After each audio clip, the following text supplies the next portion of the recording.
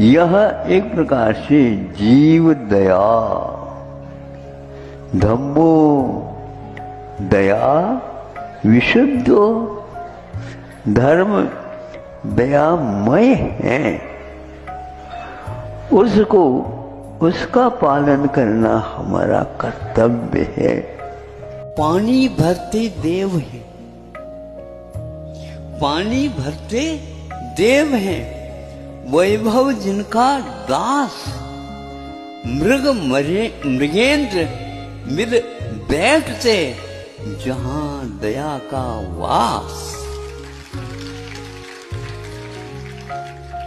हमारे निमित्त से प्रभु किसी को भी अशांति न पहुंचे और बनती कोशिश उसकी अशांति को कम करने में यह हमारा मन वचन काय तत्पर रहे।